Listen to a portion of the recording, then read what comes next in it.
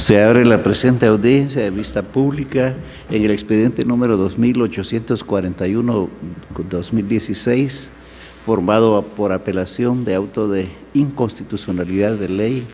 en caso concreto en el incidente promovido por Nicolás Zoitsept en contra del artículo 123 de la Ley de Armas y Municiones, decreto 15/2009 del Congreso de la República. El secretario general dará lectura a la parte conducente de las consideraciones, la parte resolutiva del fallo apelado y efectuará las advertencias correspondientes para el desarrollo de la presente audiencia. El Juzgado de Primera Instancia Penal, Narcoactividad y Delitos contra el Ambiente de Suchitepeques, constituido en Tribunal Constitucional, en el auto fechado 22 de mayo de 2016, consideró: la aplicación del artículo reprochado no quebranta el contenido del artículo 2 de la Carta Magna, el cual, entre otros valores, garantiza el derecho de justicia, ya que por el contrario complementa y desarrolla lo regulado en el artículo 38 de la mencionada Carta, que reconoce a los particulares el derecho a portar armas, regulando ese derecho con emisión de normas que establecen que la aportación de cualquier tipo de arma debe estar sujeta a las condiciones que para el efecto imponga la ley respectiva. Esta garantía de legalidad obliga a que solamente el Congreso de la República puede determinar esas condiciones para el ejercicio de tal derecho que, como todos los demás, no tiene carácter absoluto e ilimitado, sino que se relativiza en orden a valores superiores del ordenamiento constitucional que consisten en el respeto a la libertad y la seguridad ajenas. Además, dicho organismo, con base en la potestad legislativa, puede fijar los ilícitos y las penas en que incurre la persona que incumpla con los requisitos establecidos en la ley respectiva para el ejercicio del referido derecho, lo que de ninguna manera puede conllevar vulneración a los derechos enunciados por el accionante. Por otra parte, es preciso resaltar que la norma constitucional supuestamente transgredida al referirse a los deberes del Estado respecto a los habitantes de la República de Guatemala le impone a éste la obligación de garantizar ciertos valores y derechos fundamentales, siendo uno de ellos la justicia y sobre todo el desarrollo integral de la persona, lo cual viabiliza que el Estado debe de adoptar las medidas que a su juicio sean convenientes según lo demanden las necesidades y condiciones coyunturales que pueden ser no solo de carácter individual, sino también de carácter social o colectivo. De lo anterior se deduce que la proporción de la pena que el Congreso de la República impuso al tipo penal de portación ilegal de armas de fuego de uso civil y o deportivas con relación al daño que podría causarse a la sociedad constituyó labor exclusiva del referido órgano de representación, pues en atención al principio de legalidad le corresponde la atribución de emitir normas ordinarias que, en materia penal, respondan a la política criminal del Estado. Política esta que no se nace de hechos antojadizos o arbitrarios, sino más bien de estudios acordes a una realidad social que generan datos estadísticos que evidenciaron en su momento un incremento en la delincuencia derivado, entre otros factores, al aumento desmedido y desproporcionado de la aportación ilegal de armas de fuego, colocando al ciudadano honesto en situación de indefensión ante el incremento de la violencia que genera el uso ilegal de dichas armas. Circunstancia esta que justificó la necesidad de elevar de una manera proporcional a dicha realidad las penas establecidas por la comisión de este delito. Se considera, por otra parte, que el contraste hecho por el accionante en cuanto a la pena impuesta al delito de portación ilegal de armas de fuego de uso civil y o deportivas con relación a las penas fijadas en los tipos penales de lesiones leves y de homicidio culposo, así como los bienes jurídicos tutelados de estos, no advierte que aquel colisione a la norma constitucional enunciada, ya que si bien es cierto, estos protegen un bien jurídico de mayor trascendencia, la integridad física y la vida, que el de seguridad social, determinado para el primero de los mencionados, también lo es el hecho de que debe de verse el delito de portación ilegal de armas de fuego desde dos perspectivas.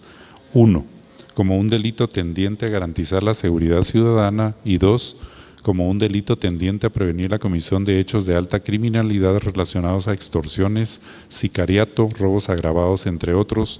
que de igual manera transgreden la integridad física y la vida. Es por eso que la pena que contempla este delito se encuentra justificada, no pudiéndose considerar desproporcionada con relación a otros delitos, sino más bien equiparada a los daños ulteriores que se pueden materializar al hacer un uso indebido a las armas no autorizadas para su portación, de lo cual se concluye que la pena fijada para este tipo penal resulta ser una pena justa. Por lo anteriormente considerado, el planteamiento del proceso de inconstitucionalidad parcial de ley en caso concreto debe ser declarado sin lugar, debiendo como mandamiento legal imponer al abogado auxiliante una multa, tal y como lo dispone el artículo 148 de la Ley de Amparo, Exhibición Personal y de Constitucionalidad. Con esa argumentación, el Tribunal de Primer Grado resolvió sin lugar la inconstitucionalidad parcial de ley en caso concreto como acción del artículo 123 del decreto 15-2009 del Congreso de la República, Ley de Armas y Municiones, específicamente en la parte relacionada a la pena por lo antes considerado. Se condena al abogado auxiliante Marlon Alexander López de León al pago de una multa de 1,000 quetzales, la cual deberá ser efectiva de la manera establecida. Las partes que comparecen a esta audiencia, al hacer uso de la palabra, deberán dirigirse directamente al tribunal, expresar sus alegaciones en forma oral de conformidad con el objeto de la vista pública previsto en el artículo 61 del Acuerdo 1-2013 de la Corte de Constitucionalidad y no dar lectura a ningún documento, salvo que para ello cuenten con autorización previa del señor presidente. Deberán concretarse al asunto planteado, ser breves, concisas y precisas en su exposición. Para la exposición de alegaciones, cada una de las partes intervinientes cuenta con un tiempo máximo de 15 minutos. Es todo, señor presidente. Muchas gracias. Pueden hacer uso de la palabra en esta audiencia el apelante, solicitante del incidente y de la vista pública, señor Nicolás Soy Sept, quien comparece con el patrocinio del señor abogado don Marlon Alexander López de León. Ambos compartirán el tiempo, según se me ha informado. Tiene la palabra. Y buenos días.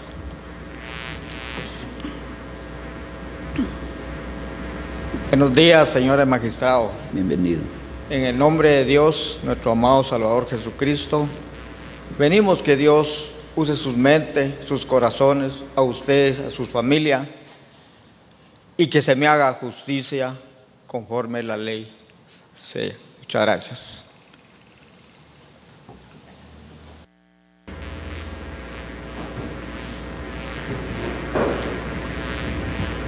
¿Dónde quedó el principio iusfilosófico de la dignidad de la persona en el momento que los legisladores tuvieron a bien la redacción del artículo 123 de la Ley de Armas y Municiones? Honorables magistrados de la Corte de Constitucionalidad, con toda humildad venimos el día de hoy a parafrasear parte de lo que hemos aprendido en las aulas universitarias, principalmente a través de textos que ustedes mismos han tenido a bien editar. Para poder concretizar la situación de la colisión que se da entre la norma constitucional y la parte del artículo 123 de la Ley de Armas y Municiones, que determina la consecuencia jurídica por el delito de portación ilegal de armas de fuego de uso civil y o deportiva, queremos con todo respeto indicar en primer lugar, tratar de definir qué teoría de la pena es la que se utiliza en la redacción de dicho artículo. ¿Es una teoría absolutoria o retributiva que busca ese castigo, esa inocuización del delincuente, apartarlo de la sociedad por su peligrosidad? Pero entonces viene la pregunta, ¿cómo medimos esa peligrosidad? Claro, hay de casos a casos en donde se puede determinar, y como bien se argumentaba en las consideraciones del auto impugnado, la idea es evitar otros delitos más graves, sicariato, extorsiones, secuestros posiblemente, y se entiende esa situación, pero dentro del contexto en el cual cada caso de portación ilegal se lleva a cabo, creo que debiésemos analizar ciertas circunstancias y ciertos aspectos que van más allá del simple hecho de la portación sin la licencia.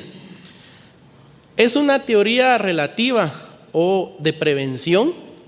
venir y decirle a la sociedad, tenga cuidado, no vaya usted a cometer este delito porque la sanción que se le va a imponer es tal o cual. Al condenado por ese delito, también en esta teoría se le determina por esa propia sanción que se establece en su contra. Tenemos las teorías de la prevención, la teoría especial negativa, que parecida a la retributiva, pues es una coacción física, es ese venir y encerrar al delincuente, tenerlo aislado, tenerlo fuera de la sociedad. Esa teoría especial positiva, que esta sí es bien importante. Esta teoría de la prevención especial positiva busca la resocialización, la rehabilitación, la reeducación del condenado. La pregunta es, ¿cumple el sistema penitenciario con esta función? ¿Ya se aplica el sistema progresivo de acuerdo a lo que establece la ley del sistema penitenciario? Reitero, hay que determinar esas características del contexto en el cual posiblemente puede haberse cometido ese delito. La teoría de la prevención general negativa, pues como indicábamos, también es disuasiva. No cometa el delito, se va a ir a la cárcel, hablando en términos coloquiales. Y la teoría general positiva, que es reforzadora y refuerza esa confianza en el sistema de justicia, porque a través de esa confianza en la justicia también se busca esa finalidad de la resocialización en términos sencillos, y que pues es parte de lo que se busca ahora con la política criminal democrática a través de sus 4 ejes. Es una finalidad, esa resocialización del condenado. En ese orden de ideas, honorables magistrados, partiendo de lo que establece el artículo 19 de la Constitución Política de la República de Guatemala y el artículo 5, inciso 6 de la Convención Americana de Derechos Humanos, lo que se busca a través de un proceso penal debe ser la justicia en términos generales, y esa resocialización es parte de la justicia, de tal manera que surge esa dicotomía o esa pugna entre 2 normas constitucionales: el artículo 2 de la Constitución, que garantiza esa obligación del Estado a la justicia, y este artículo 19 constitucional también, que hace ver esa resocialización del condenado. Reiteramos, a través de la aplicación del sistema progresivo, debiera ser desde hace cuántos años, y la pregunta es, ¿se operativiza? ¿Funciona? ¿Por qué no hay justicia en la redacción de la consecuencia jurídica del artículo 123 y transgrede el artículo 2 de la Constitución? El delito de portación ilegal de armas de fuego de uso civil y o deportiva, de acuerdo a las doctrinas de la teoría del delito, es un delito de mera actividad, es un delito de peligro, pero reiteramos, la investigación debiese ir más allá hacia el contexto de la situación en la que se pudo haber cometido el delito, de tal manera que sancionar con una pena de entre 8 a 10 años, cuando en otros delitos, por ejemplo, el de lesiones gravísimas o el de lesiones graves, que en su orden tienen penas entre 3 y 10 años, 2 y 8 años, cuando se ha provocado un resultado, cuando por ejemplo se ha dejado con una enfermedad mental o corporal, cuando se ha provocado la imposibilidad de engendrar o concebir, cuando se ha dejado marca en el rostro, una lesión en el rostro permanente, sancionarlo con este tipo de penas, y aún que el mismo proceso penal nos permita ciertos beneficios penales, aún logrando la condena o la aplicación de medidas desjudicializadoras, cuando en la mera actividad de portar el arma en realidad no se está provocando ningún daño. Es cierto, podría ponerse en peligro a la sociedad, pero ¿y si en realidad las circunstancias en las que se dio ese peligro en realidad, disculpen el juego de palabras, pero no representan ningún peligro? El homicidio culposo o el homicidio preterintencional, que sí dan como resultado la muerte de una persona, y más grave aún en el homicidio culposo, cuando puede producirse la muerte de 2 o más personas, imponer una sanción de 3 a 8 años. Tenemos la posibilidad que aún llegando a los 5, una conmuta de la pena, por ejemplo, independientemente de las vidas que se hayan perdido. Claro, atendiendo también a las circunstancias del delito. Pero hay un resultado, honorables magistrados. ¿Qué justicia hay entonces en, de alguna manera culposa o preterintencional, quitarle la vida a una o más personas para obtener un beneficio penal en un proceso, valga la redundancia, en un proceso penal, mientras que la mera actividad, ese mero peligro de la aportación, que no hay un resultado en concreto, un resultado objetivo, se sanciona tan drásticamente con una pena mínima de 8 años? Consideramos con todo respeto que no hay justicia de acuerdo a lo que establece el artículo 2 constitucional con esa desproporción de la pena. Entonces, ¿qué es lo que tenemos? Bueno, tenemos esa dicotomía, entonces, ese conflicto entre la norma 2 constitucional 19 a través de la resocialización. ¿Y cómo podemos resolver esto? Con todo respeto, consideramos que en atención a esa dignidad de la persona, tomando en cuenta lo que se ha sentado también en sentencias de esta honorable Corte, por mencionar una, la 1822, del expediente en 1822-2011 de fecha 17 de julio de 2012, que establece que ese corpus juris que regula a través de normas internacionales de respeto a los derechos humanos, ese respeto a la dignidad, debemos resolverlo entonces con el test de proporcionalidad y resolver esa antinomia de leyes a través de la aplicación del derecho que sea más beneficioso para la dignidad de la persona. En ese orden de ideas, honorables magistrados, terminando nuestra intervención y respetando el tiempo de ustedes, queremos solicitarles que vean ese análisis de verdad de la justicia en cuanto a la consecuencia jurídica del delito de portación ilegal de armas de fuego con la justicia que debe prestar, que debe garantizar el Estado de Guatemala, y que comparándolo con las otras normas, definitivamente esa norma, esa consecuencia es constitucional, es desproporcionada, y sabemos que en atención a esa teoría general positiva, a esa teoría de la prevención general negativa, el imponer penas graves o determinar penas graves no evita la criminalización. En ese sentido, le solicitamos que al determinar la resolución del auto impugnado se pueda declarar con lugar el presente recurso y en consecuencia la inaplicabilidad de esa parte del artículo 123 en cuanto a la consecuencia jurídica,